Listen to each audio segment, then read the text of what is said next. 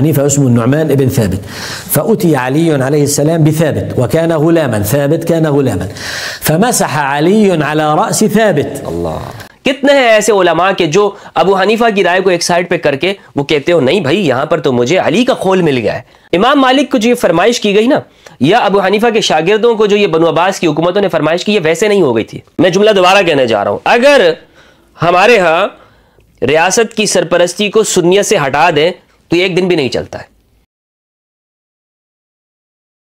بسم اللہ والصلاة والسلام علی رسول اللہ وآلہ وعلا. السلام علیکم ورحمۃ اللہ وبرکاتہ. امید کرتا ہوں آپ لوگ خیر سے ہوں گے. پروردگار آپ سب کو اپنے حفظ و امان میں رکھے. ہمارے یہاں اکثر ہمارے اہل سنت علماء یہ بات کرتے ہیں کہ جتنے بھی ہمارے اکابر ہیں، ائمہ ہیں، امام ابو حنیفہ، مالک، شافعی، احمد بن حنبل، اوزاعی رحمہم اللہ، یہ سب وہ لوگ ہیں کہ جنہوں نے اہل البیت سے علوم حاصل کیے. ان کے اساتذہ جن سے انہوں نے تعلیم حاصل کی وہ امام حسین علیہ السلام کی اولاد میں سے تھے. ان کے اساتذہ، ان کی تربیت کرنے والے وہ سب اہل البیت ہیں. اور اس انتساب کے اوپر ہماری اہل سنت کی جماعت فخر کرتی ہے اور بلا شک و شبہ اس پہ فخر ہونا چاہیے. لیکن پھر یہاں ایک سوال پیدا ہوتا ہے کہ ہمارے ہاں جس جگہ پر ان ہمارے اہل سنت ائمہ کا نام لیا جاتا ہے فقہ کے معاملات میں، ابو حنیفہ کا فتویٰ کہا جاتا ہے، مالک کی رائے، شافعی کی رائے، احمد بن حنبل رحمہ اللہ کے حوالے سے کہی جاتی ہے، تو گفتگو ہوتی ہے، تو وہاں پر امام جعفر صادق علیہ السلام کی رائے وہاں پر بیان کیوں نہیں ہوتی؟ کتاب لکھتے ہوئے جہاں ان چار ائمہ کی فقہی قول کو، فقہی اقوال کو ذکر کرتے ہیں، وہیں پر اگر ہم امام جعفر صادق کا نام لکھ دیں تو لوگ کہتے ہیں بھائی یہ تو شیعہ کی رائے ہے. تو یہ دو متضاد قسم کے ہمارے ہاں رویے موجود ہیں. اسی لیے ہمارے اہل سنت علماء یہ سوال کرتے ہیں، خاص طور پر وہ لوگ کہ جو تحقیق کے میدان میں قدم آگے بڑھاتے ہیں، آہستہ آہستہ جا کر وہ یہ سوال ضرور کرتے ہیں کہ اس کی کیا وجہ ہے کہ اہل البیت کی علوم کو چھپایا گیا، اہل البیت کے بارے میں نہیں بتایا جاتا. ایک کلپ میں آپ کے ساتھ شیئر کرنا چاہوں گا. مسجد اقصیٰ کے امام اور خطیب ہے جناب شیخ صلاح الدین ابو عرفہ حافظہ اللہ. ان کے اوپر میں پہلے بھی ویڈیو بنا چکا ہوں جس میں انہوں نے اپنی ایک، جب یہ چونکہ یہ سلفیت اور وہابیت سے ان کا تعلق ہے تو بلکہ تھا، اور اپنے ماضی کے اندر انہوں نے امام حسین علیہ السلام کے حوالے سے توہین آمیز ریمارکس دیے تھے، جس پر انہوں نے توبہ کی، رجوع کیا اور گفتگو کی، جس پر میں کلپ ریکارڈ کر کے اپلوڈ کر چکا ہوں. انہوں نے ایک سوال کیا ہے اور یہ سوال بہت دلچسپ ہے. اسی سوال سے متعلق انشاءاللہ آج ہم گفتگو کریں گے اور اس سوال کا جواب ڈھونڈنے کی کوشش کریں گے. اور میں اپنے دوستوں کو یہ کہنا چاہوں گا کہ ہمیں آہستہ آہستہ چیزوں کو تدریجاً ایک سٹیپ لیتے ہوئے آگے بڑھتے رہنا چاہیے. ہر وقت یہ کوشش کرتے رہنا چاہیے کہ ہم کچھ نیا سیکھیں، کچھ ایسی بات سیکھیں کہ جس سے ہمارے علم میں، اخلاق میں اور کردار میں تبدیلی آتی رہے اور ہم آگے بڑھتے رہیں. شیخ صلاح الدین حافظہ اللہ یہ سوال کرتے ہیں، بلکہ ان کا یہ کلپ میں آپ کو سناتا ہوں پھر اس پر گفتگو کرتے ہیں. النعمان بن ثابت ابن زوطة أفغاني أن عليا عليه السلام أتي بأبيه لأبي حنيفة. أبو حنيفة اسمه النعمان ابن ثابت، فأتي علي عليه السلام بثابت وكان غلاما، ثابت كان غلاما، فمسح علي على رأس ثابت. الله. فقالوا فببركة مسحة علي على أبيه لأبي حنيفة خرج أبو حنيفة. قلنا لهم مسحة على رأس الأفغاني أخرجت هذا الرجل الإمام الأعظم، ومسحات وثلمات من فم نبي الله وعلي وفاطمة على الحسن والحسين لم تخرج شيئا. الحسين والحسن ويقبل فمه، وكل العلم من فم نبي الله في فم الحسين. أين علم الرجل؟ یہ کلپ جو آپ نے سنا ہے اس میں شیخ صلاح الدین نے ایک واقعہ بتایا ہے. انہوں نے کہا ہے کہ جب ابو حنیفہ رحمہ اللہ، جن کا تعلق افغانستان کے شہر کابل کے ساتھ ہے اور ان کے دادا کا نام زوطا ہے، یعنی ابو حنیفہ کے والد کا نام ہے نعمان، ان کے والد کا نام ہے ثابت، ثابت جو کہ دادا ہیں ابو حنیفہ کے، ان کے والد کا نام ہے زوطا خان. تو یہ آپ کو معلوم ہونا چاہیے کہ ابو حنیفہ کابل کے تھے، فارسی تھے. جب امام حنیفہ رحمہ اللہ کے جو والد، جو دادا ہیں ثابت بن زوطا خان کو جب امام علی علیہ السلام کے سامنے پیش کیا گیا، اور اس بات کو، اس واقعے کو ہمارے اہل سنت علماء نے امام ابو حنیفہ کی فضیلت میں ذکر کیا. واقعہ کیا ہے؟ کہتے ہیں کہ جب ابو حنیفہ رحمہ اللہ کے جو دادا ہیں ثابت، وہ امام ابو حنیفہ کے سامنے آئے تو امام علی علیہ السلام نے ثابت کے سر پر ہاتھ رکھا. علی کا ثابت کے سر کو چھونا تھا کہ اس برکت سے، علی کے دست شفقت کی جو برکت ہے، جو فیضان ہے، وہ یہ ہوا کہ ثابت کی نسل میں ابو حنیفہ جیسا عالم پیدا ہوا، اور امام ابو حنیفہ کے لیے امام علی علیہ السلام نے ایک بشارت دی تھی جو بیان کی جاتی ہے ہمارے ہاں کتابوں میں۔ اب یہاں سے آگے شیخ صلاح الدین یہ سوال کرتے ہیں کہ جناب یہ بات تو تم کر رہے ہو کہ ابو حنیفہ کے دادا کو یعنی ثابت کو صرف چھو لینے سے ابو حنیفہ کی ولادت ہوئی، اور ان سے اللہ رب العزت نے بڑے کام لیے، ان کی فقہ تدوین ہوئی، دنیا بھر میں ان کا نام ہے، یعنی علی کا چھونا وہاں پر برکت دے دیا۔ لیکن یہ جو اصحاب کساء ہیں، جو اہل البیت ہیں، جن کو رسول اللہ صلی اللہ علیہ وآلہ وسلم نے چھوا، جن کو علی علیہ السلام نے چھوا، جو امام علی کے ساتھ ساتھ تھے، خود ان کے لیے کوئی فضیلت نہیں ہے، خود ان کے علوم کہیں پر نظر نہیں آ رہے، ہمارے معاشرے کے اندر ان کے علوم پر گفتگو نہیں ہو رہی، یعنی وہ ابو حنیفہ جو امام ہے، جو امام الاعظم ہے، ان کے اوپر تو ہم گفتگو کرتے ہیں کہ صرف علی نے ان کو چھوا تو وہ ان کے دادا کو چھوا تو وہ جناب دنیا بھر میں ان کے علوم پھیل گئے، لیکن خود اہل البیت ان کے علوم نظر نہیں آتے، خود اہل البیت کے علوم دنیا میں نہیں ہے، ان پر گفتگو نہیں ہوتی، اور اگر کوئی بات کرتا ہے تو کہتے ہیں کہ جناب یہ رافضیت ہے، یہ تو فلاں گفتگو کر رہا ہے۔ یہ سوال ہے، بہت ویلڈ سوال ہے میرے بھائیوں۔ آپ خود دیکھیں، یہ ہمارا جو سنی کلچر ہے، اس میں ہم جب فضائل اہل البیت پہ گفتگو کرتے ہیں تو ہمارے ہاں جتنے بھی ماشاءاللہ ہمارے یہاں مفتیان اعظم ہیں، شیوخ الاسلام ہیں، وہ کیا بات کرتے ہیں؟ جناب اہل البیت تو ہمارے ہیں، یہ اہل البیت تو اہل سنت سے تعلق رکھتے ہیں، اور ہمیں فخر ہے ان ائمہ اہل البیت پر، کیونکہ ہمارے جتنے بھی اکابر ہیں، امام ابو حنیفہ، امام الاعظم، نعمان بن ثابت بن زوطا، احمد بن حنبل، شافعی، مالک رحمہم اللہ، یہ سب شاگرد تھے جناب امام جعفر صادق کے، امام محمد الباقر علیہ السلام کے۔ لیکن میرے بھائی، ہمارے سنی کلچر میں یہ باتیں تو ہو رہی ہیں، لیکن ان کے علوم پر کیوں گفتگو نہیں ہوتی؟ کیوں بات نہیں ہوتی کہ جہاں ہم 4 فقہ کا ذکر کر رہے ہیں وہاں 5ویں رائے بھی موجود ہے، اور وہاں ہم اپنے سنی مدارس کے اندر اس طرح سلیبس میں گفتگو کریں کہ امام جعفر صادق کی رائے کو وہاں پہ رکھیں؟ نہیں، بس سنیوں کو ایک راہ بتا دی جاتی ہے۔ مثلا اگر طلاق کا ایک مسئلہ ہوتا ہے جہاں پر میاں بیوی کے معاملات ہو جاتے ہیں اور طلاق کا کوئی واقعہ ہو جائے، اس میں اگر راہ نکل سکتی ہے تو کیا ضروری ہے کہ ہم وہاں پر سنی فقہ کے مطابق فتویٰ دیں؟ کیا ہمارے مفتی حضرات وہاں پر اس خاتون یا مرد کے لیے گنجائش پیدا کرتے ہوئے فقہ امام جعفر صادق کی روح سے، اس روشنی سے، اہل البیت کے علوم سے ہم فتویٰ نہیں دے سکتے کہ ان کی زندگی میں سکون آ جائے، امن آ جائے؟ کیا نکاح کے معاملات میں، زندگی گزارنے کے واقعات میں، لوگوں کی سہولت کے لیے کیا ہم یہ دوسری رائے وہاں پر نہیں دے سکتے؟ کیوں شدت کیوں کرتے ہیں یہاں پہ؟ نہیں، یہ تو جو آپ طلاق ثلاثہ کے معاملے میں گفتگو کر رہے ہیں، یہ شیعوں کے مسلک یہ ہے، اہل حدیث کا مسلک یہ ہے، اور وہاں پر ساری جو اہل البیت کا علم ہوتا ہے وہ پیچھے اور ایک سائڈ پہ ہو جاتا ہے۔ یہ تقسیم ہے امت کے اندر، یہی وہ تقسیم ہے کہ جس کے بارے میں رسول اللہ نے فرمایا بالکل تم وہی کام کرو گے کہ جس طرح بنی اسرائیل نے کیا تھا۔ بنی اسرائیل کے اندر جتنے بھی گناہ ہوئے، جس طرح انہوں نے اپنے انبیاء کو قتل کیا، ناحق قتل کیا، اللہ کے نبی کے وصیوں کو قتل کیا انہوں نے، تم بھی میرے بعد یہی کرنے لگ جاؤ گے، یہاں تک کہ جوتا جوتے کے ساتھ جیسے برابر ہوتا ہے۔ تو یہ سوچنا ہے۔ پھر شیخ صلاح الدین یوسف حفظہ اللہ کا جو یہ سوال ہے، یہ کوئی معمولی سوال نہیں ہے۔ ہم اپنے پیروں کے بچوں کو ان کی فضیلت کے اندر کھڑے ہو جاتے ہیں۔ جو ہمارے ہاں مرشد حضرات ہوتے ہیں، پیر حضرات ہوتے ہیں، ان کے بچوں کے بچے بھی اگر آتے ہیں تو جوتیاں سیدھی کر رہے ہوتے ہیں۔ اسی طرح مرشد صاحب کا کرتا اگر مل جاتا ہے ہمیں، اس کا ٹیشو پیپر اگر مل جاتا ہے لوگوں کو، یہ ہمارے ہاں کراچی میں بھی جو پیر صاحبان ہیں یہ بھی اس طرح کرتے ہیں، اپنے ٹیشو پیپر تک بانٹتے ہیں یہ لوگ۔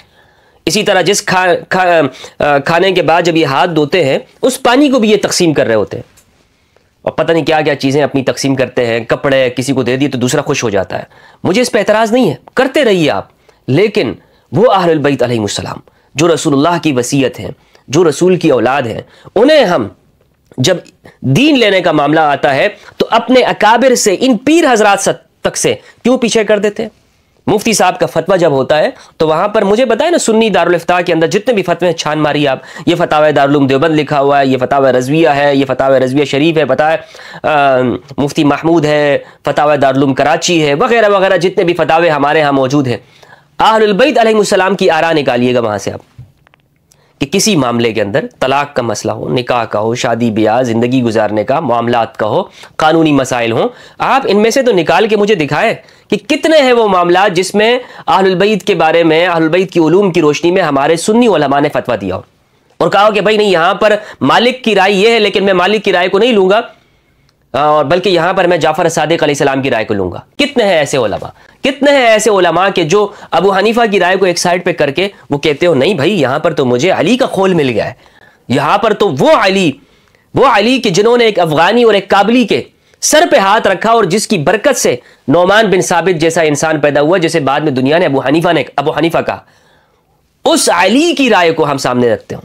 کتنے علماء ایسے ہیں، بلکہ یہاں تو کہتے ہیں نہیں ہماری تو آنکھیں بند ہیں، ہماری تو رائے وہ اعلیٰ حضرت کے اوپر ہماری آنکھیں بند ہو گئی ہیں، جو انہوں نے کہہ دیا وہی ہم مانیں گے، اس کے بعد تو آگے ہم چلیں گے نہیں۔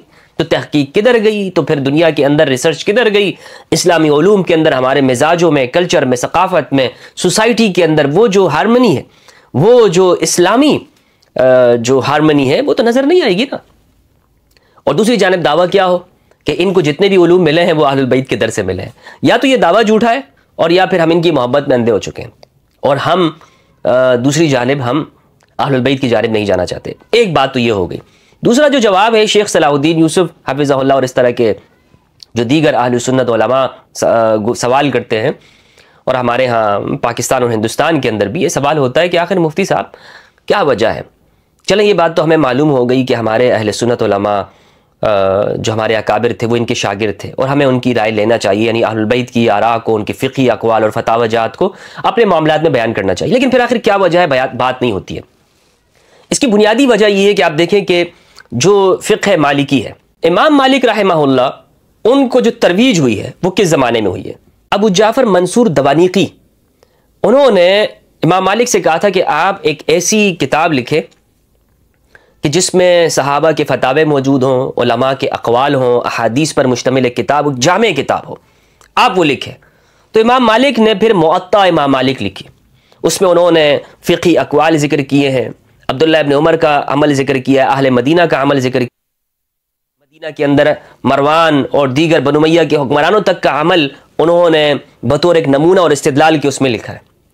لیکن وہی یعنی بادشاہ کے کہنے کے مطابق ایک کتاب انہوں نے تیار کی اور اس کو پروموٹ کیا گیا۔ اسی لیے آپ یہ دیکھیں کہ بنو امیہ نے آگے جا کر جو اندلس میں حکومت بنائی ہے انہوں نے فقہ مالکی کو سامنے رکھا، اور جو مغرب کے ممالک ہیں وہاں پر مالکی فقہ آگے جاتی ہے۔ ابو حنیفہ کا معاملہ یہ ہوتا ہے کہ ابو حنیفہ کے ساتھ نہ بنو امیہ کی حکومت چل پاتی ہے، ان کے ساتھ مطابقت رکھتی ہے، بلکہ ان پہ ظلم کرتی ہے ابو حنیفہ رحمہ اللہ کے اوپر، اور نہ ہی بنو عباس کی حکومت ابو حنیفہ کے ساتھ وہ معاملات درست رکھتی ہے۔ جب امام حنیفہ کی شہادت ہو جاتی ہے تو ان کے بعد جو ان کے شاگرد ہیں یعنی قاضی ابو یوسف اور محمد بن حسن شیبانی، ان کو جب حکومت کے اعلیٰ عہدے ملتے ہیں، مناصب ملتے ہیں، بنو عباس کے دور میں ہارون رشید کے زمانے میں چیف جسٹس بن جاتے ہیں، تو پھر وہ اس موقع کو استعمال کرتے ہیں اور پوری دنیا کے اندر فقہ حنفی آگے جاتی ہے۔ امام مالک کو جو یہ فرمائش کی گئی نا، یا ابو حنیفہ کے شاگردوں کو جو یہ بنو عباس کی حکومتوں نے فرمائش کی، یہ ویسے نہیں ہو گئی تھی، یہ ویسے یعنی وہ حکمران تھے، وہ جانتے تھے، یعنی وہ امام مالک جو کہ مدینہ میں ہیں اور یہ بنو امیہ کے اور بنو عباس کے جو حکمران ہیں یہ دمشق کے اندر ہیں، یہ اتنی دور مدینہ کے ایک عالم صاحب ان سے فرمائش کرتے ہیں کہ بھئی آپ کتاب لکھیں، لیکن مدینہ کے اندر ہی امام محمد الباقر ہیں، مدینہ کے اندر ہی امام جعفر صادق ہیں، ان سے یہ فرمائش نہیں کرتے۔ ان سے کیوں نہیں کرتے کہ امام جعفر صادق سے کہو کہ آپ اپنے اہل البیت کے علوم کو جمع کر کے ہمارے سامنے لے کر آئیں؟ ان کے سامنے تو انہوں نے یہ فرمائش نہیں رکھی۔ کیا وجہ ہے؟ اس لیے جتنے بھی آپ ہمارے یہ جو سنی فقہ ہے نا، یہ جو سنی فرقے ہیں، ان پر آپ تفصیلاً نگاہ ڈالیں، تفصیلاً ان کے اوپر آپ نگاہ ڈالیں اور توجہ کریں کہ یہ ریاست کی چھتری تلے آگے پروان چڑھے ہیں، فقہ مالکی، حنبلی، شافعی اور حنفی۔ مالکی اور حنفی فقہ تو یہ تو بالکل ازہر من الشمس ہے۔ شافعی رحمہ اللہ کے ساتھ یمن کے حکمران کی انبن ہو گئی تھی، اور وہ بھی اہل البیت علیہ السلام کی وجہ سے۔ امام شافعی کے زندگی کے دو دور ہیں، اس طرح زہری کی زندگی کے دو دور ہیں۔ آخر میں امام شافعی حکومت کے ساتھ معاملات ٹھیک کر لیتے ہارون رشید کے ساتھ۔ جو احمد بن حنبل ہے، احمد بن حنبل کو ایک موقع زندگی کا وہ آتا ہے کہ جب وہ مسئلہ خلق قرآن پر معتزلہ کے مخالف ہوتے اور مامون کا جو دور ہے یا مامون کی فکر کے معتزلہ کے فکر کے مطابق جو حکومت قائم ہے بنو عباس کی، وہ احمد بن حنبل کے اوپر ان کے ساتھ موافقت نہیں رکھتی ہے اور احمد بن حنبل کو مین اسٹریم کے اندر آنے کا موقع نہیں ملتا ہے۔ لیکن جیسے ہی وہ معتزلہ کا دور جاتا ہے اور متوکل عباسی آتا ہے تو احمد بن حنبل پر حکومت کی رائیں کھل جاتی ہیں، اور اس طرح حکومتی سرپرستی کے اندر بغداد کا جو آفیشل جو مذہب ہوتا ہے، مسلک ہوتا ہے، وہ حنبلیت قرار دے دیا جاتا ہے، اور پھر اس کے بعد آگے جو زمانہ آتا ہے یہی چیزیں چلتی جاتی ہیں۔ تو یہ وجہ ہوئی ہے۔ اس لیے ہمارے ہاں جیسے ہی آپ ریاست کی سرپرستی کو سنیت سے ہٹا دیں، سنی فرقے سے، میں سنی اہل سنت کی بات نہیں کروں گا، ورنہ میرے نزدیک جو سنیت جو ابو حنیفہ رحمہ اللہ کی ہے، جو امام بخاری امام مسلم رحمہ اللہ کی ہے، وہ الگ سنیت ہے جسے ہمارے ہاں فرقہ پرست بیان نہیں کرتے ہیں۔ تو اگر میں جملہ دوبارہ کہنے جا رہا ہوں، اگر ہمارے ہاں ریاست کی سرپرستی کو سنیت سے ہٹا دیں تو ایک دن بھی نہیں چلتا ہے، ایک دن بھی یہ نہیں ٹھہرے گا، کیونکہ ہر زمانے میں ہر دور میں یہ ریاست کے تحت یہ چلتا رہا ہے۔ تو ایک وجہ تو یہ ہے، جو دوسری وجہ یہ ہے، تیسری وجہ یہ ہے کہ ایسا زمانہ گزرا ہے تسلط کا، جبر کا، کہ اس میں آپ یہ دیکھیں کہ ابو حنیفہ جیسا شخص کہ جو سنی مکتب سے تعلق رکھتا ہے، جو کوفہ کے مدرسے کا سٹوڈنٹ ہے، عبداللہ ابن مسعود رضی اللہ تعالیٰ عنہ کا جو مدرسہ ہے، جو کہ اصل میں امام علی علیہ السلام کے شاگرد عبداللہ ابن مسعود، اور امام علی نے ہی وہاں قائم کیا تھا، لیکن بعد میں چونکہ اساتذہ چینج ہو گئے تھے اس مدرسے کے، عبداللہ ابن مسعود ان کے جو شاگرد چلتے ہیں، اور اس میں ایک حصہ ابو موسیٰ اشعری رضی اللہ عنہ کا ہے۔ ابو حنیفہ ایک سنی مدرسے کا فارغ التحصیل انسان ہے۔ یہ الگ بات ہے کہ انہوں نے 2 سال وہاں مدینہ کے اندر امام جعفر صادق علیہ السلام اور امام زین العابدین علیہ السلام کی یونیورسٹی کے اندر بھی تعلیم حاصل کی ہے، اسپیشلائزیشن کی تعلیم، اختصاص کی تعلیم، لیکن یہ شخص چیخ چیخ کر چلا کر خود کو سنی کہتا رہا ابو حنیفہ۔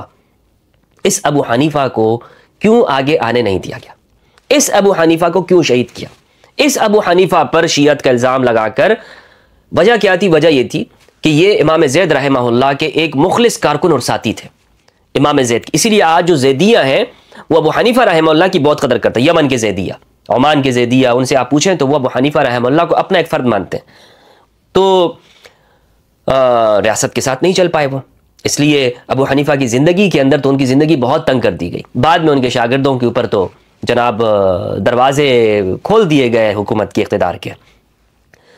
تو ایک سخت دور تھا، اتنا سخت دور تھا کہ جو شخص بھی اہل البیت کے قریب ہوتا تھا اسے پابند سلاسل کیا جاتا تھا اور اسے مار دیا جاتا تھا۔ جو ائمہ اہل البیت تھے، ائمہ اہل البیت علیہ السلام، وہ ایک ایسی زندگی گزار رہے کہ جن کی جانب جو قریب بھی بندہ جاتا ہے تو اس کی پوری تفتیش ہوتی ہے، اس کے پیچھے لوگ لگ جاتے ہیں کہ بھائی یہ بندہ کیوں ان کے پاس جا رہا ہے۔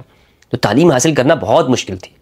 چوتھی جو وجہ ہے وہ ایک پورے اس تسلسل کے اندر آپ یہ دیکھیں کہ اہل البیت علیہ السلام کو سائڈ پہ کیا گیا، ان کے دوستوں کو، ان کے ماننے والوں کو۔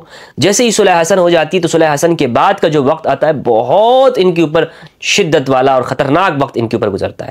حجر بن عدی رضی اللہ تعالیٰ عنہ صحابی رسول ہے، لیکن آج بھی ہمارے ہاں جو ناسپی مولوی ہیں، تقی عثمانی صاحب اور دوسروں سے آپ پوچھیں تو وہ حجر بن عدی کی صحابیت کے منکر ہیں۔ کیوں منکر ہے؟ اس لیے کہ انہیں ہاتھ باندھ کر یوں ان کی گردن کو اڑایا گیا۔ پھر آگے ایک تسلسل ایسا چلتا ہے کہ علی نام رکھنے کے اوپر پابندی لگائی گئی۔ اوزائی یہ کہتے ہیں، ذہبی رحمہ اللہ نے ان کے بارے میں لکھا ہے سیر اعلام النبلاء کے اندر کہ یہ ایک شام کے امام تھے اور انہوں نے قسم کھائی، انہوں نے کہا کہ ہم سے قسمیں لی گئی۔ اوزائی کا بیان ہے، اوزائی یہ کہتے ہیں کہ ہم سے قسمیں لی گئی کہ تم علی کے اوپر منافق ہونے کی گواہی دو۔ والعیاذ باللہ، استغفر اللہ العظیم، استغفر اللہ العظیم۔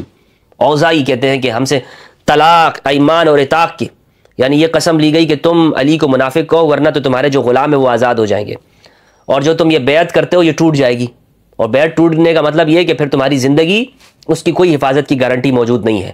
تو پھر انہوں نے قسمیں کہیں کہ ٹھیک ہے، اور علی کے اوپر منافق ہونے کی گواہی دی، الحمد للہ، امام علی علیہ السلام کے اوپر۔ یہ اوزائی کا اعتراف ہے، اس سے بڑا میں اعتراف آپ کے سامنے کیا پیش کروں؟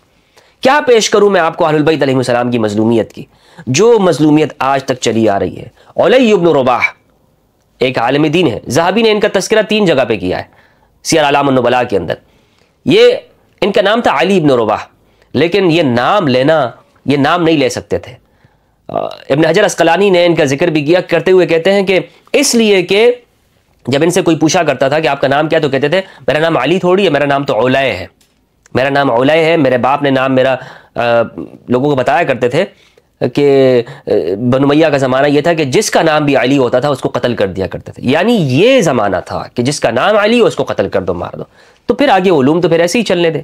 لہٰذا جو لوگ آج سوال کرتے ہیں نا شش و پنج میں ہو جاتے ہیں. ہمارے ہاں اسکالرز حضرات ماشاءاللہ صحافی جو بات کرتے ہیں، مفتی ہمدرد صاحب آپ جو اہل بیت کی گفتگو کر رہے ہیں بہت اچھی ہے، کانوں کو بہت اچھی لگتی ہے، روح تازہ ہو جاتی ہے، ایمان کو مضبوطی مل جاتی ہے، دل فرحاں اور ذہن شاداں ہو جاتا ہے، شاداں ہو جاتا ہے. لیکن میرے بھائی یہ ساری چیزیں حقیقت ہے.